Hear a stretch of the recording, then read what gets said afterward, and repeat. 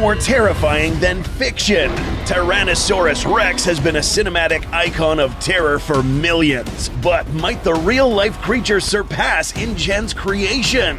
The T-Rex in the Jurassic franchise was largely accurate to the current understanding of the creature in the 1990s. However, 30 years of new discoveries and research have changed the story of the most powerful predator North America has ever seen. In this episode, we will highlight some of the differences between the Tyrannosaurus of Jurassic Park and of the Cretaceous to identify 6 ways the real Tyrant Lizard King was more dangerous than was conceived in the mind of Michael Crichton. And stick around for a surprise bonus segment where we shake up the formula on the film franchise. Number 1. Agility. Was Rexy, for example, more agile than the real T-Rex? Figuring out how dinosaurs could move has largely only been something testable in the last few decades, and the last few years have shown the assumption of Tyrannosaurus being speedy but slow to turn was dead wrong. In the Jurassic series, Tyrannosaurs are quick on their feet in thrilling scenes like the infamous car chase, but they are regularly outflanked. Raptors, humans, and even other giant carnivores have regularly been capable of getting around T-Rex, dodging their attacks, and in the latter case, toppling the tyrant reptiles. But contrary to the idea that big creatures are sluggish animals, the real tyrant reptiles were not reckless bruisers as once thought. Cutting-edge research such as a paper from 2019 found that the hip design in Tyrannosaurs especially were very well suited for quick turns and repositioning.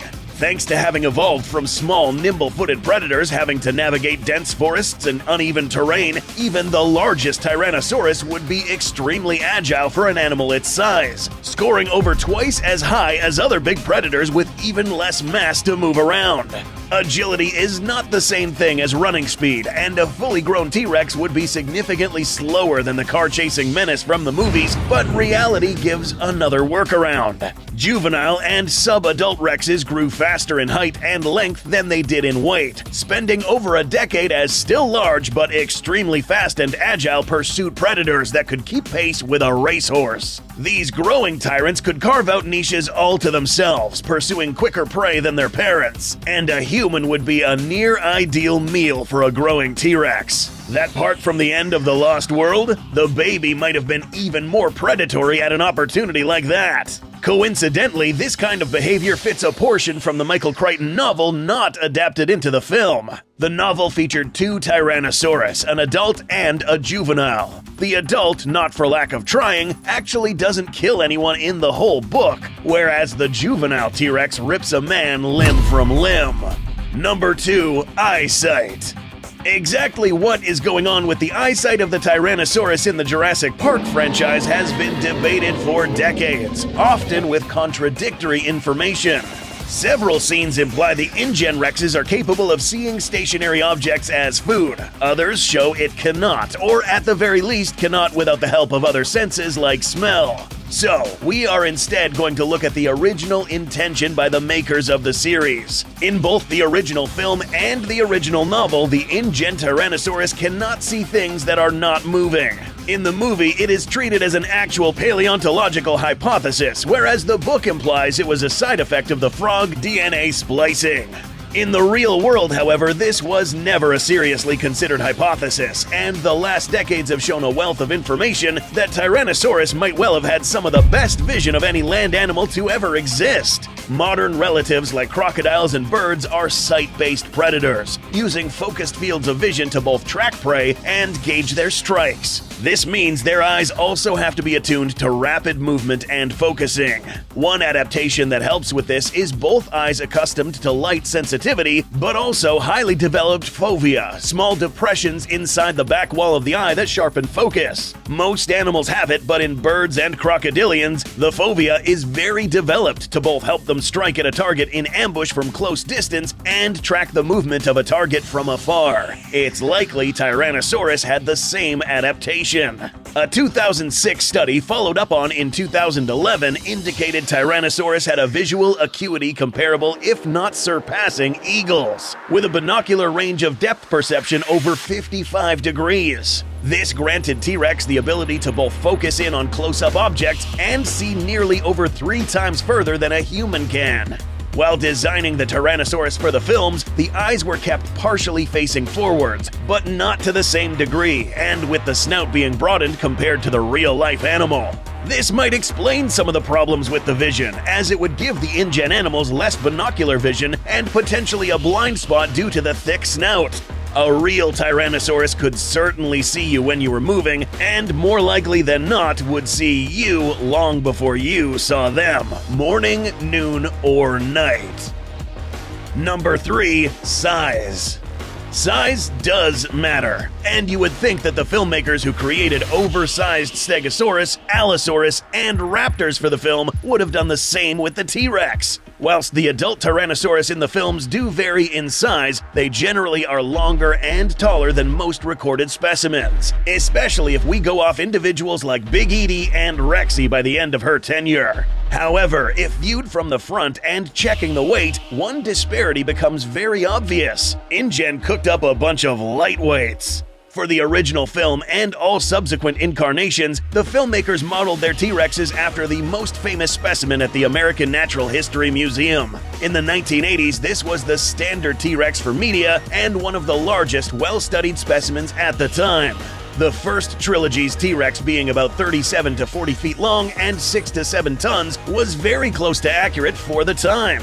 Since then, however, more material and more studies of even larger specimens like Sue and Scotty have shown that an adult T-Rex had the potential to become substantially more massive.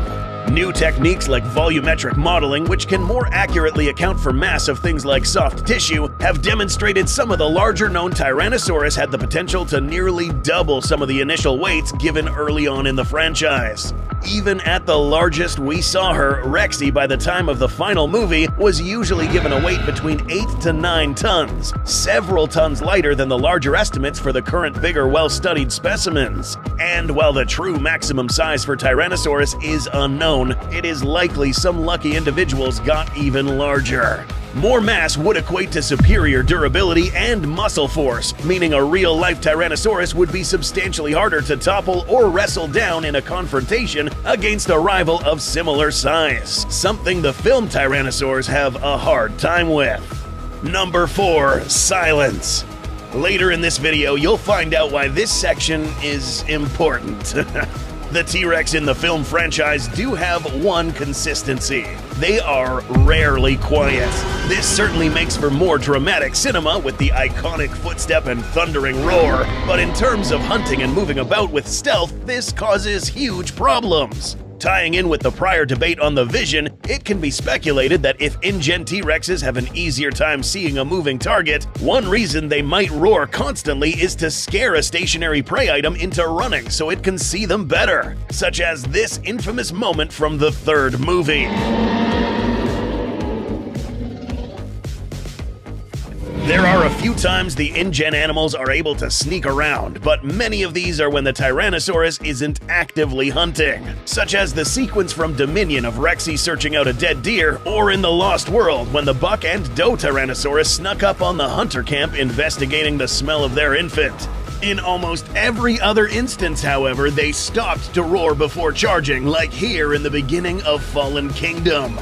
The real T-Rex was not only much more stealthy, but furthermore, this thing would be silent virtually all of the large footprints likely belonging to Tyrannosaurus rex have been discovered and show the species had extensive soft tissue padding on the bottom of its feet, similar to animals such as elephants and tigers, both of which can be deceptively quiet even when not actively trying to be. The dense tissue would muffle the footsteps even over debris on the forest floor. Studies on the cochlea, a portion of the inner ear, also indicate Tyrannosaurus was very perceptive to low-frequency noises. Because large animals often produce low-frequency calls, it's likely Tyrannosaurus would be capable of vocalizing in a way a human couldn't even hear clearly, much like elephants. But this isn't to say it wasn't capable of roaring.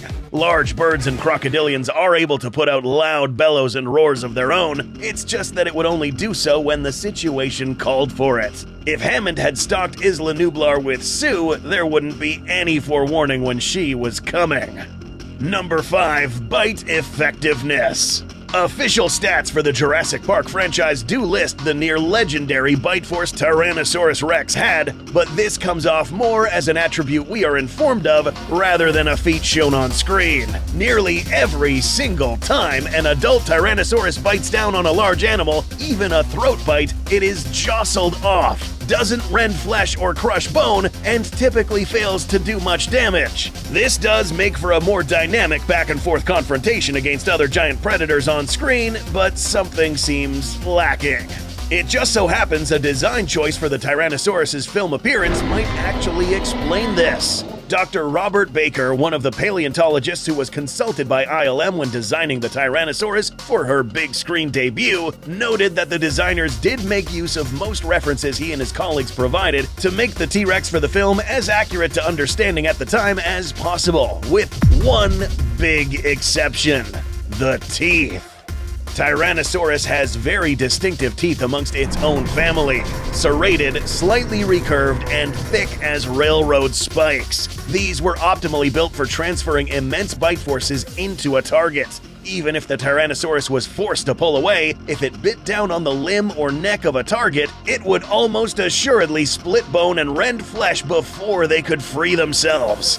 Thinner teeth would not transfer these forces as efficiently, nor be able to secure as good of a hold. Not a problem for large carnosaurs like Giganotosaurus, which had a respectable bite force of their own, and teeth more optimized for shredding softer tissues. T-Rex is a different issue though. But because thinner, more knife-like teeth were thought to look scarier on screen, that's exactly what the designers went with. And because Tyrannosaurus relied on securing a good hold to apply the full crushing force of its bite, this means even if the film Tyrannosaurus could bite down as hard as a real-life one of the same weight, it would have a much harder time hanging on and applying that force as effectively. Number 6. Temperament. This might sound like a strange category, but consider what happens virtually every single time a Tyrannosaurus encounters another large dinosaur in the franchise. The Spino in JP3, the Indominus in Jurassic World, and the Giga in Dominion and Prologue. The moment the Tyrannosaurus encountered them, the Rex became aggressive and started a fight. They lost. The only times a T-Rex has won a fight in the franchise against another big carnivore often involved lots of outside complicating factors, like the multi-dino melee and control chip situation in Camp Cretaceous, or the Therizinosaurus and chance luck snagging Rexy the win in Dominion. They certainly can win battles, but most of the time they rush in and it doesn't end well for them.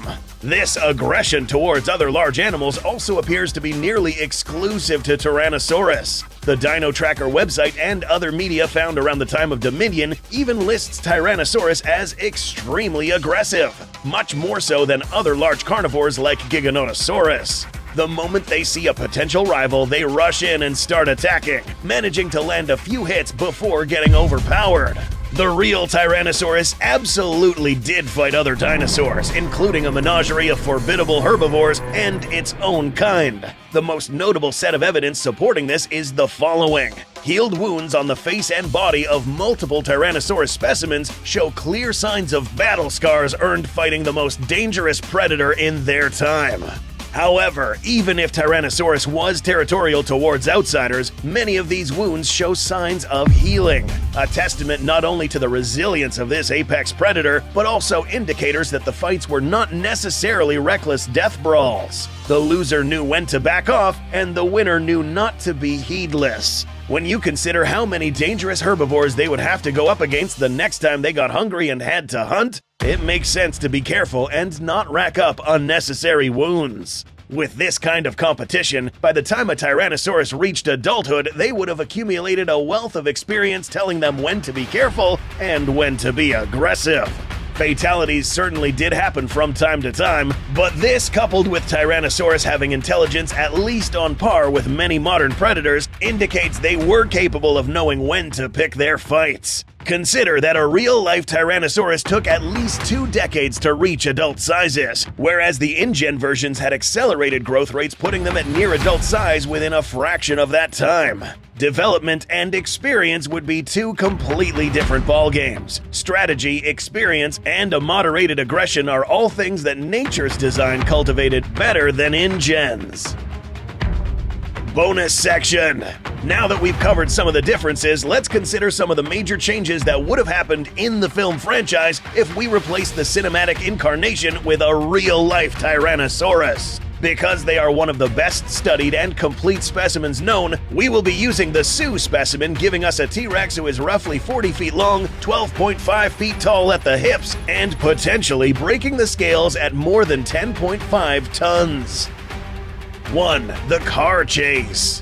One would think a slower Tyrannosaurus would make this seem safer. Unfortunately, not so much. With no booming footfalls to wake up Dr. Malcolm, he would have a much harder time noticing Sue returning and wouldn't be calling out to the others. The Tyrannosaurus, curious and hungry, would sneak back to the paddock area and have a nice meal.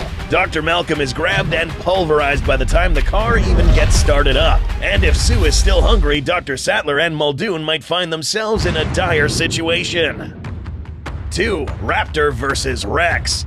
With better eyesight and agility, Sue would have noticed the other raptor in the room a lot quicker. The big one likely wouldn't get the chance to pounce upon the Tyrannosaur back, as she is grabbed and instantly crushed in gory display. With the full force of the jaws smashing down onto her body, the raptor's internal and potentially externals pop like a balloon. This would probably be a good chance for the humans to run.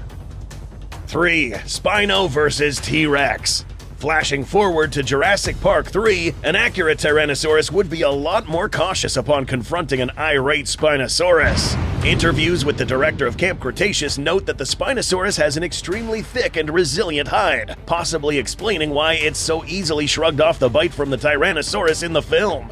With the Spinosaurus up against a more experienced combatant, however, it quickly runs up against a wall. Sheer bulk. Even though the Spinosaurus is taller and longer, it is several tons lighter than the more stable and much more massive Sue. A more careful combatant, the Tyrannosaurus baits an attack and counters with surprising agility, biting down on the arms or neck of the sail-backed bruiser. Stockier teeth work in tandem with a monstrous bite force. Even that hide can only blunt so much force, especially because the Tyrannosaurus would be much harder to throw off thanks to a massive weight advantage and a firmer hold.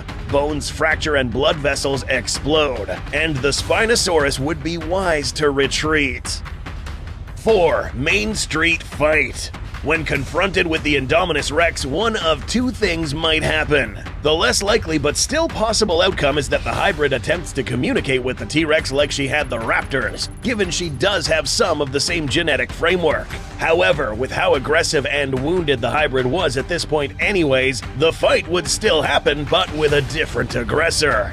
Being faster and taller, the Indominus would manage to land multiple claw wounds on the Tyrannosaurus, but the stocky frame and robust gastralia and ribcage blunt the damage. Countering, the T-Rex would employ their enhanced agility and greater mass to avoid getting toppled and throw their full weight into the hybrid. Considering the Indominus was knocked around repeatedly by a Rexy almost half this Tyrannosaurus's mass, the hybrid is not keeping their footing. Likely targeting the hybrid's weapons, Sue bites down hard on the first limb in grabbing range. With so much force and jaws that are not letting go, the arm is instantly shattered, if not torn off. This fight won't end as quickly as it did in Jurassic World. 5. Fallen Kingdom Prologue. Considering how much this unlucky individual didn't even notice Rexy sneaking up on him, and he's now dealing with a Tyrannosaurus who's much quieter and can see much better even in the rain, his chances of making it off the island alive sunk before the marine reptile even got involved. Instead of stopping to roar and giving him a chance to run, the hungry Sue would already be bearing down on him like a silent stalker from a slasher movie. This unlucky bastard is very, very dead. 6. Giga versus T-Rex. Moving ahead to the final confrontations, the first interaction between the two we see on screen in the Biosyn Sanctuary might not even escalate to a full-on fight. Considering that the Giga was much less aggressive than the InGen T-Rex, the confrontation might change into just a brief struggle and the two mutually deciding to avoid each other. If the second battle at the courtyard does still happen, the odds might be quite different, and the Giga would have a much messier battle on its hands. The Carnosaur would be longer and taller for better reach, but would have substantially less stability, much less agility, and now the weight advantage would be reversed. Depending on which of the official stats are used, a large real-life Tyrannosaurus might be several tons heavier than the Biosyn Apex Predator. A brawl between the two that escalated would be an awesome sight to see, but one critical difference might swing the odds. In the battle against Rexy, the Giga often leveraged its greater weight and mass to swing her around once the Tyrannosaurus failed to grab on and counter. Against a much more stable, more agile, and much heavier Sue, this wouldn't work. If Sue got the same moment Rexy did when she managed to bite down on the Giga's face, the more robust teeth and stockier frame of the real Tyrannosaurus would have inflicted a messy wound and likely resulted in the Giga